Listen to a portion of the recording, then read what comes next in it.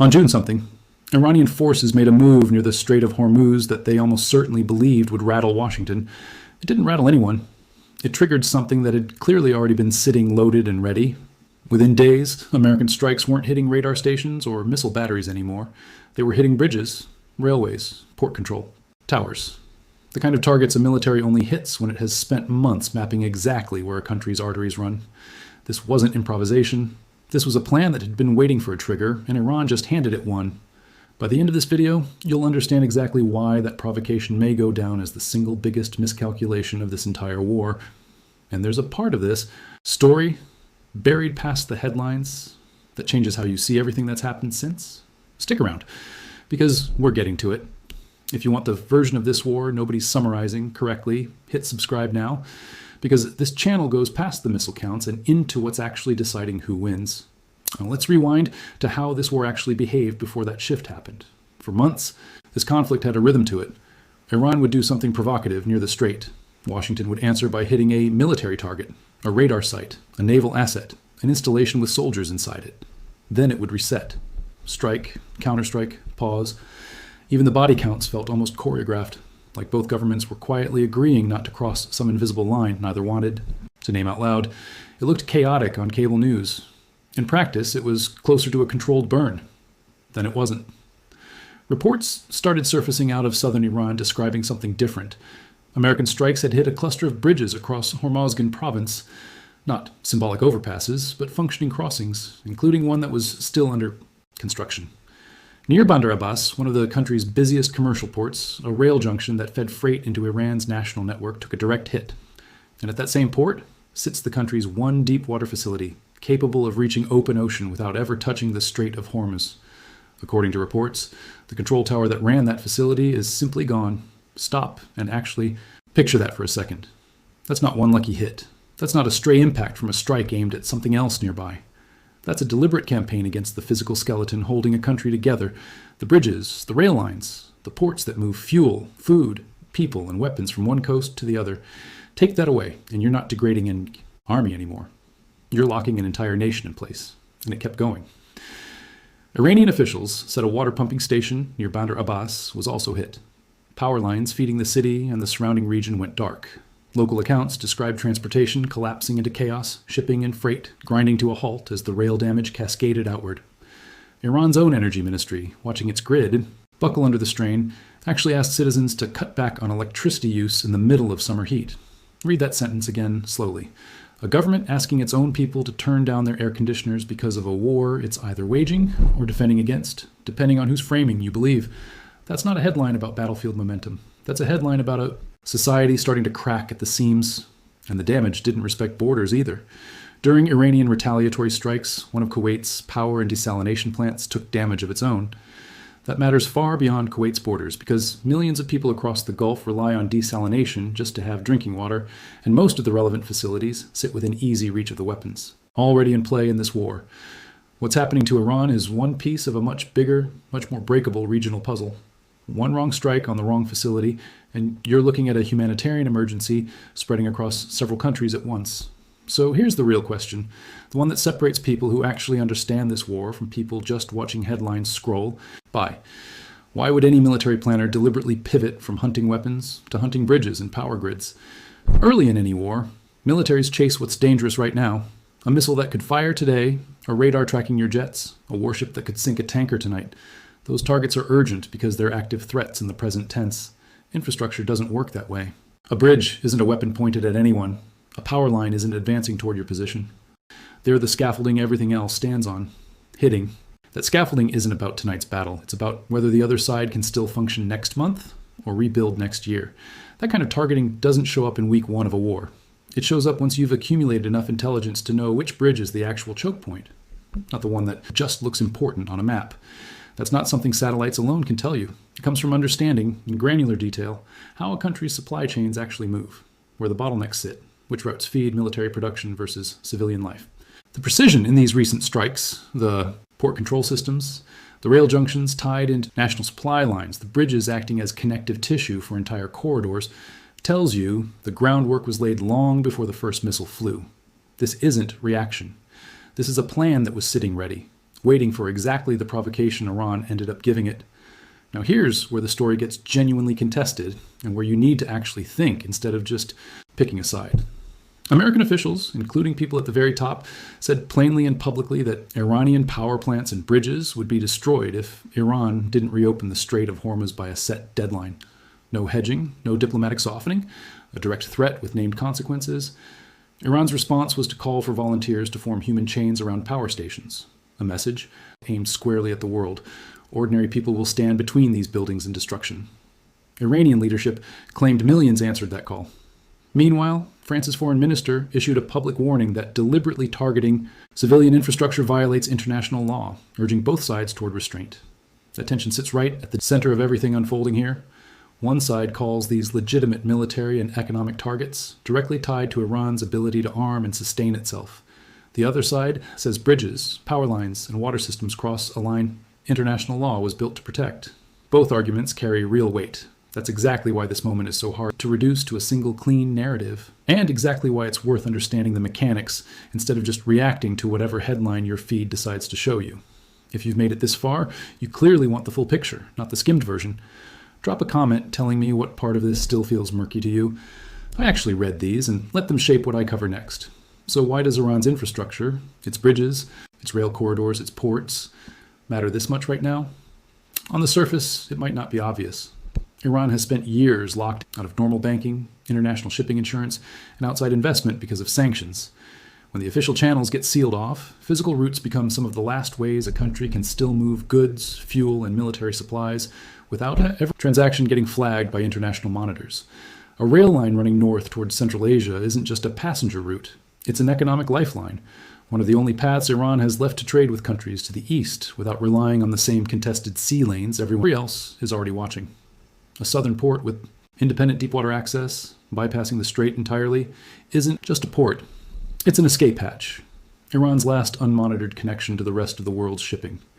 When American strikes hit both of those systems in the same stretch of time, the southern port infrastructure and the northern rail corridors, that's not a random spread of targets on a map. That's two of Iran's most critical bypass. Routes getting squeezed together, almost in sync. Pressure on the south through Bandar Abbas and the newer port at Chabahar. Pressure on the north through the rail corridor, both escape routes narrowing at once. That's not coincidence.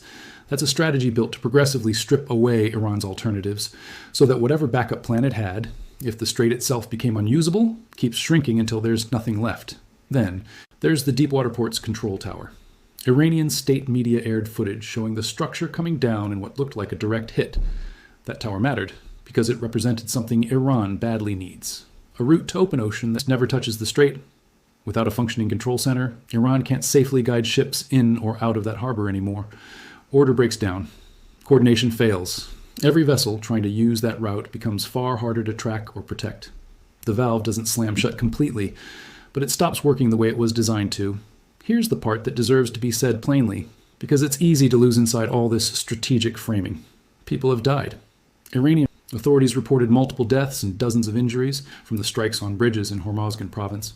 Railway bridges near major cities reportedly killed civilians who happened to be on or beneath them at the moment of impact. One particularly devastating strike hit a major bridge outside Tehran, described in reports as one of the tallest structures of its kind in the region, killing roughly 10 people with an unknown number injured. Some of those victims were plainly civilians. Families, workers, people living ordinary lives directly under the very story we're dissecting from a distance. This isn't an abstract chess move. It's the human cost of decisions made thousands of kilometers from the people actually living through them. You can hold both truths at once.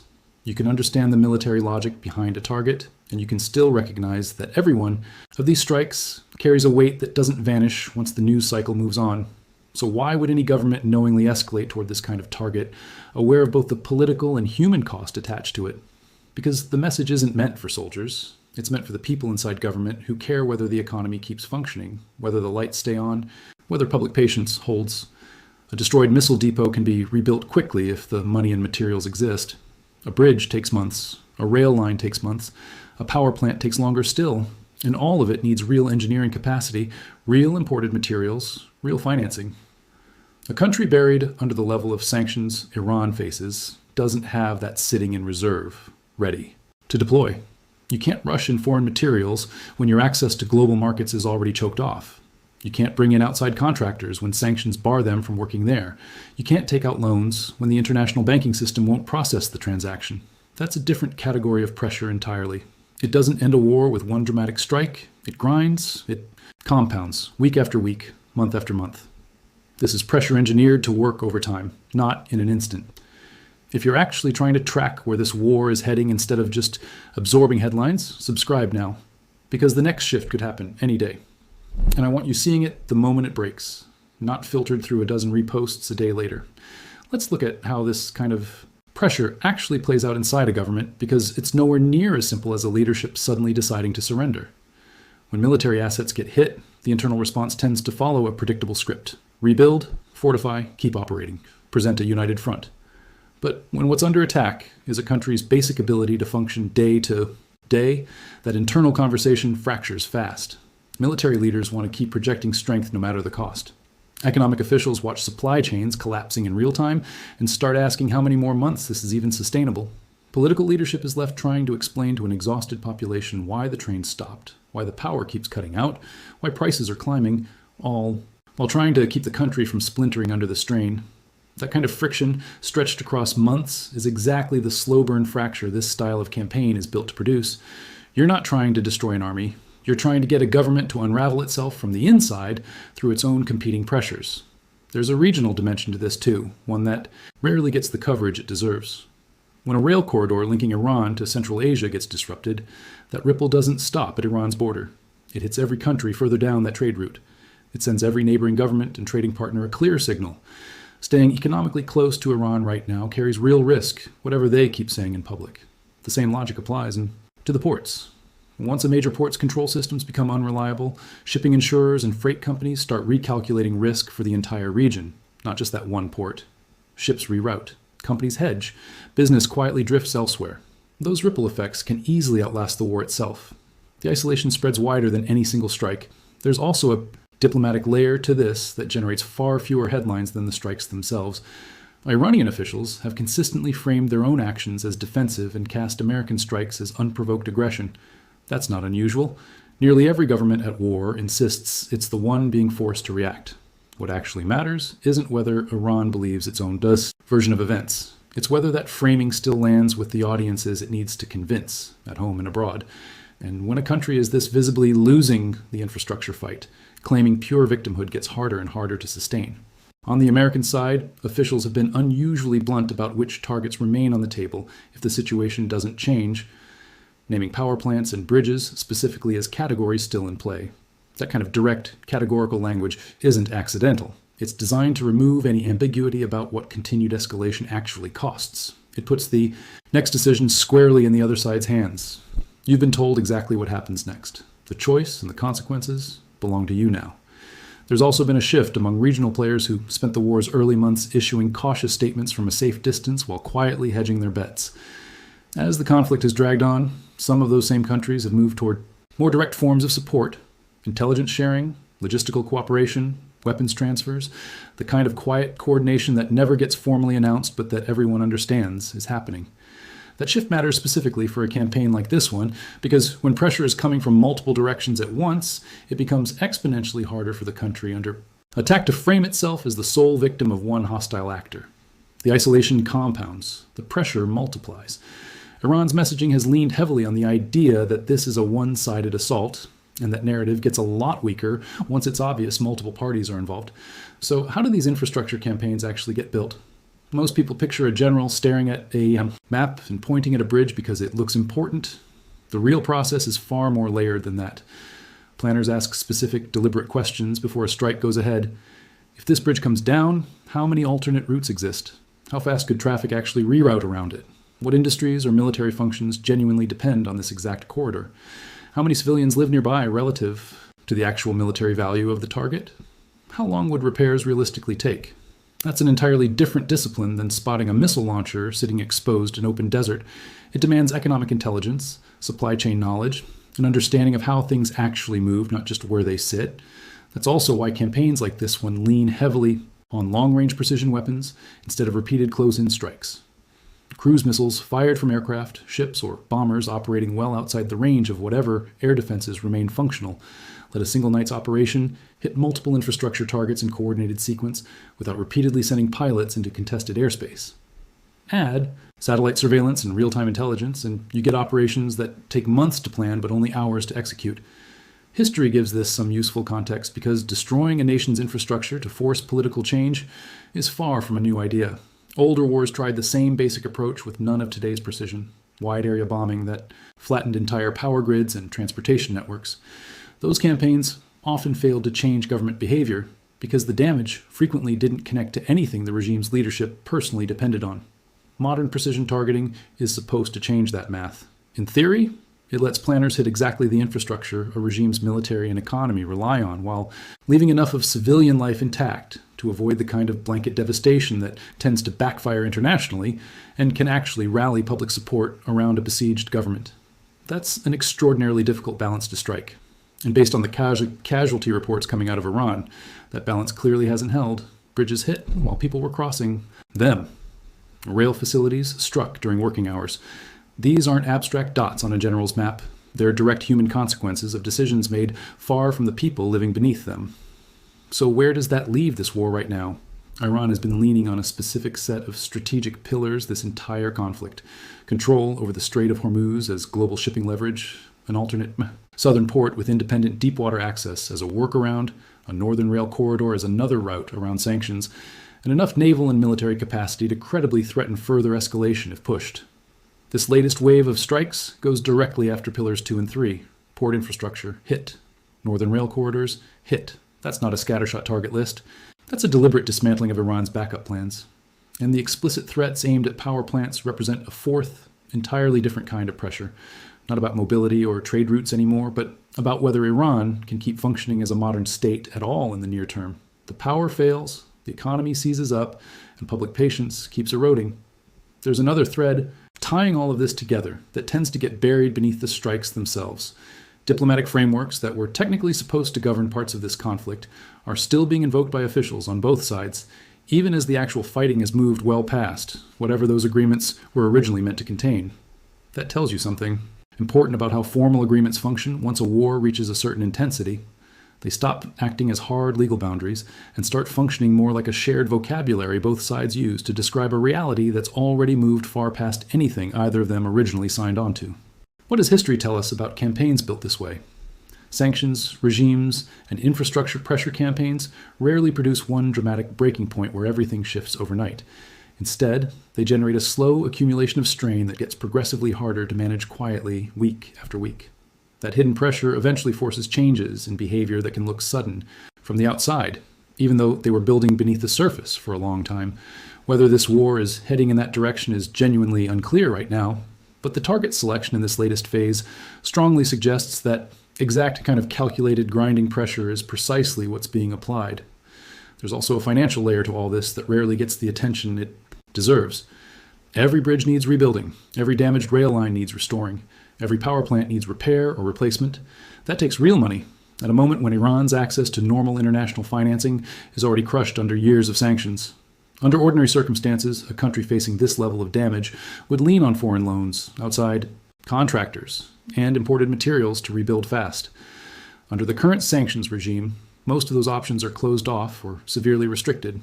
Whatever reconstruction does happen has to be financed and carried out with domestic resources that are already stretched thin by the cost of fighting this war on multiple fronts simultaneously. That's the mechanism through which this kind of pressure keeps grinding away long after the headlines stop mentioning it. It compounds. It accumulates. It squeezes resources that have no slack left to give. It's also worth remembering that these effects don't vanish once a news cycle passes. A bridge that gets struck doesn't simply disappear from the equation the moment the next headline breaks. It often stays damaged. For months, sometimes longer, especially under the resource constraints Iran is currently facing. A destroyed missile launcher can sometimes be replaced quickly if the supply chain to build another one still exists. A bridge can't be replaced quickly. Power infrastructure can't be rapidly repaired. These are targets with long recovery timelines requiring real time, real materials, and real engineering expertise, all of which are in genuinely short supply for a country under this level of economic strain. So here's the actual question worth sitting with as this war keeps evolving. How much of this accumulated pressure can a government actually absorb before its real decision-making shifts? Not the decisions it announces for public consumption, but the ones happening behind closed doors, where economic officials, military commanders, and political leaders are all pulling in slightly different directions because the ground under their entire country keeps moving. History suggests the answer is rarely one dramatic moment. It's accumulation, a slow, uncomfortable buildup of strain that eventually looks sudden from the outside, even though it had been forming beneath the surface the entire time. So what should you actually be watching for if you want to understand where this is genuinely heading, instead of just reacting to whatever headline lands loudest? Watch how quickly damaged bridges and rail lines actually get rebuilt, or whether they stay broken for months. Watch whether Tehran's tone shifts even slightly toward escalation or toward negotiation. Watch whether regional partners keep quietly pulling back or start easing back toward normal dealings with Iran. And watch for actual diplomatic movement, rather than the same public statements getting recycled again and again by both sides. This war has already moved through several distinct phases, but this latest one, aimed squarely at the physical infrastructure that keeps an entire country functioning day to day, may end up mattering more than any phase that came before it. Not because a damaged bridge makes for more dramatic footage than a missile strike, even though the human toll is often more visible, but because this kind of pressure targets something far harder to replace than any weapon: a government's basic capacity to keep its nation running, keep trade moving, keep the lights on, and keep its own population patient enough to endure whatever comes next. That's a fundamentally different war than the one that started this whole chain of events. Whether this infrastructure campaign actually forces a shift in Iran's calculations, or simply becomes one more phase the regime absorbs and manages the way it's absorbed every escalation before this one, is something we'll only really understand by watching closely over the months ahead. Not by waiting for one clean, dramatic moment that wraps the whole story up in a bow. So what do you think happens from here? Does this calculated pressure on Iran's bridges, rail lines, and power grid actually change how the government makes decisions? Or does Iran absorb this phase the same way it's absorbed every escalation so far? Tell me your read in the comments. I genuinely go through them, and they shape what I cover next. And if this breakdown helped you see what's actually happening underneath the headlines, subscribe now, because this story is still moving, and you'll want to see the next shift the moment it happens, not days later once everyone else already has.